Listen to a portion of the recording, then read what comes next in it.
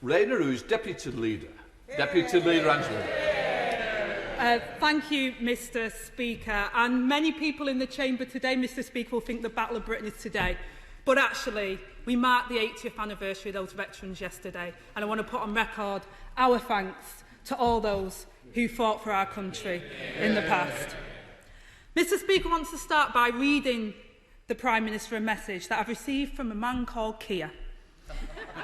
Keir wasn't able to go to work today and his children couldn't go to school because his family had to wait for their coronavirus test results despite the Prime Minister's promise of results within 24 hours. Yeah.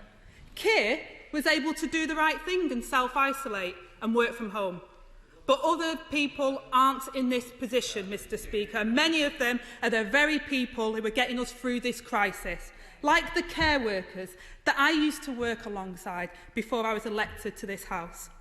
The Prime Minister once earned £2,300 an hour. So can the Prime Minister tell us what is the average hourly rate of a care worker in this country? Well, Mr Speaker, I congratulate the the honourable lady on her elevation, and just to say that she speaks of the constituent Keir, and I can tell her allegedly, apparently, Mr Speaker, he has had a negative test. I don't know quite why he is not here, but 89% of those who have tests get them within in-person tests, get them the next day, and we are working very fast to turn around all the test requests that we get. And I think most people looking at the record of this country in delivering tests across the nation will see that it actually compares extremely well with any other European country. We've conducted more tests than any other European country, and that is why we are able to deliver tests, as I say, and deliver results in 80% of the cases where we know the contacts. And she says that she asked about care homes, Mr Speaker. And I can tell the House today we are launching the Winter Care Home Action Plan, and we will do everything. She's right to raise the issue of care homes. We are concerned about infection rates in care homes, but we will do everything we can to ensure that care homes and their workers are protected. And on her final point, Mr Speaker, I am proud that it is this government that has instituted the national living wage to ensure that every worker in this country, including care home workers, is paid substantially more thanks to the care and the work of the people of this country. It's finished. Okay. The whole country, Mr Speaker, would have seen that the Prime Minister doesn't know how much a care worker earns, because that was my question. The shameful fact is that the average wage in social care is barely more than £8 an hour, and half of our social care workers earn less than the real living wage. Yeah, exactly. On his first day in office, the Prime Minister said, "We will fix the crisis in social care once and for all with a clear plan that we have prepared." Yet still, there's no sign of the plan.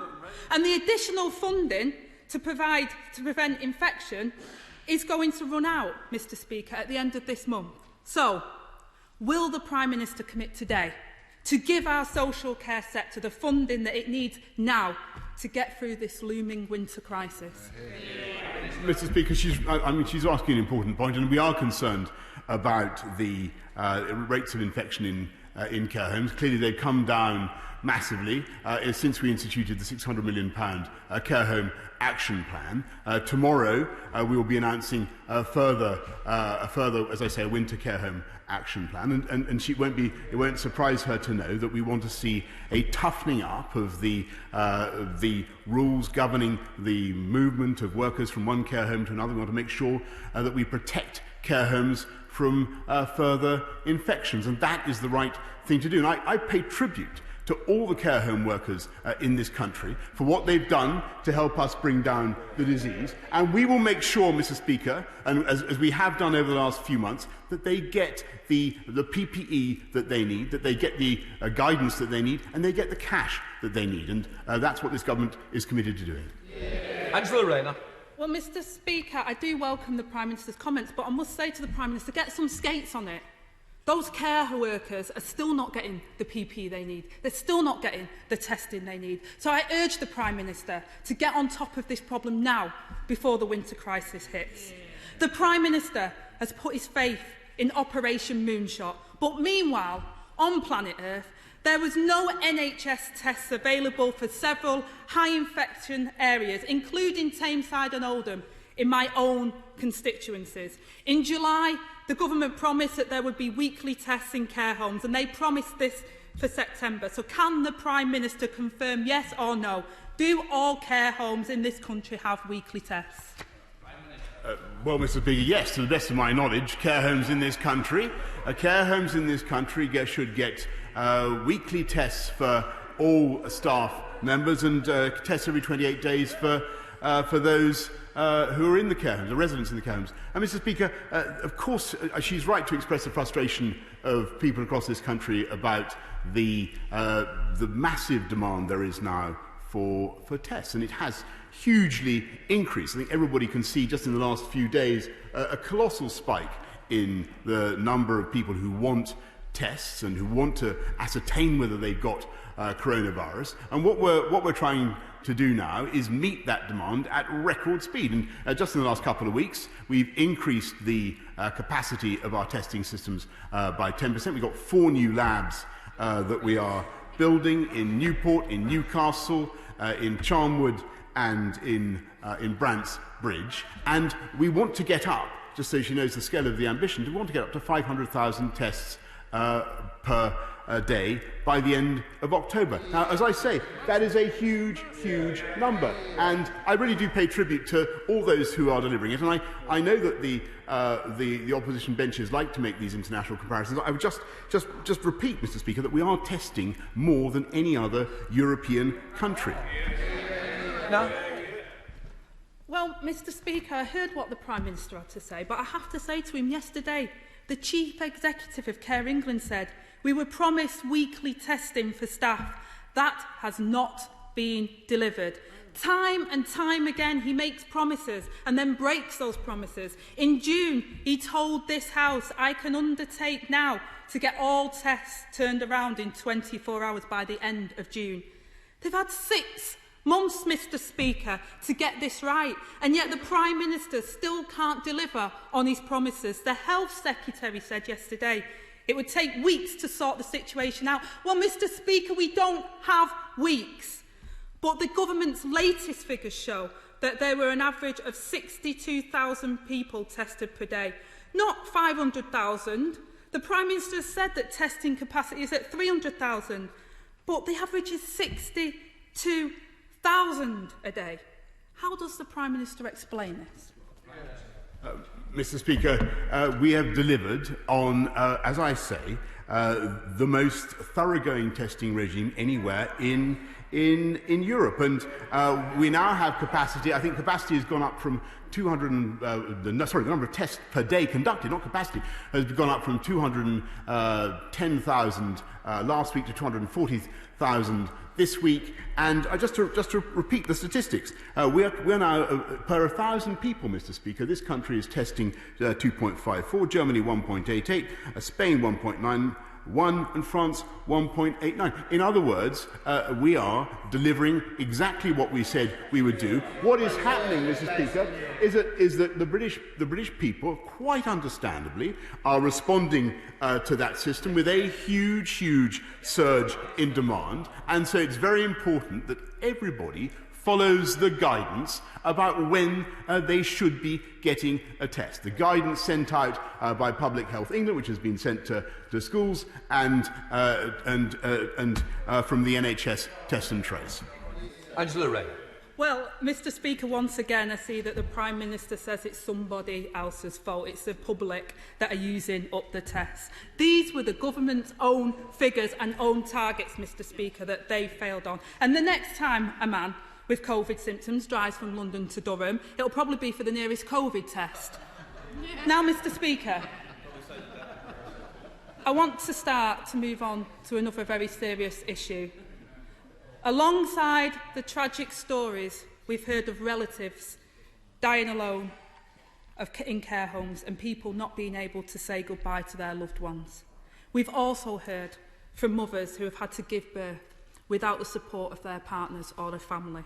The Health Secretary yesterday said that the new guidance had been issued, but even under that new guidance, many birth partners will not be allowed to join at that moment of until that moment of established labour, leaving women enduring difficult labours, or even worse, traumatic and devastating miscarriages alone without support. Will the Prime Minister agree to meet with me and my honourable friends and work with us to ensure that no woman is forced to give birth without the support that they need?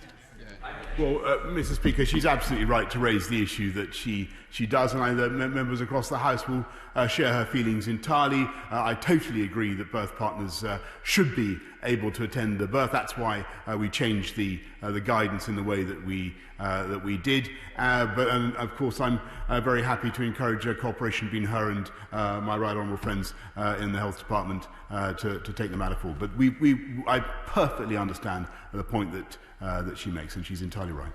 Angela Wright. I welcome the Prime Minister's comments, and I think that was a yes, Mr Speaker, but I will follow it up. But thank you for those comments. Mr Speaker, infections are rising. The testing system is collapsing. When you are the Prime Minister, you can't keep trying to blame other people for your own incompetence. We have the highest death toll in Europe, and we're on course for one of the worst recessions in the developed world. This winter, we are staring down the barrel of a second wave with no plan for the looming crisis. People can't say goodbye to their loved ones, grandparents can't see their grandchildren, and frontline staff can't get the tests that they need. And what was the top priority for the COVID War Cabinet this weekend? Restoring grouse shooting. I suppose, Mr Speaker, it's good news for people like the Prime Minister's friend who paid for a luxury Christmas getaway to a Caribbean island and funded his leadership campaign and just so happens to own 2 Grousemore estates. So, Prime Minister, is this really your top priority? Mr Speaker, while the Labour opposition has been consistently carping from the sidelines throughout this crisis and raising, frankly, I think issues that are tangential, if not scarce stories about what is going on, we are getting on with delivering for the British public. We're not only ramping up, massively ramping up, and Mr Speaker, she hasn't contested any of my statistics today about the extent to which this country is now testing more than any other European country. She hasn't disputed the massive acceleration in our programme. We are getting on. I'll answer the substance of her question. Thank you very much. We're getting on with delivering on the priorities of the British people, getting us through this COVID crisis, delivering on making our country safer, by the way, bringing forward measures to stop the early release of dangerous sexual and violent offenders, which I hope that she will support, strengthening our union, Mr Speaker, which in principle the front bench opposite should support, building more homes across this country, more affordable homes across this country, which she should support, in addition to recruiting more doctors, more nurses, and building more hospitals. Mr Speaker, I don't think anybody is in any doubt that this government is facing some of the most difficult dilemmas that any modern government has had to face. But every day we are helping to solve them thanks to the massive common sense of the British people, who are getting on who are getting on with delivering our programme, getting on with delivering our fight against coronavirus. And it's with the common sense of the British people that we will succeed, build back better and stronger than ever before.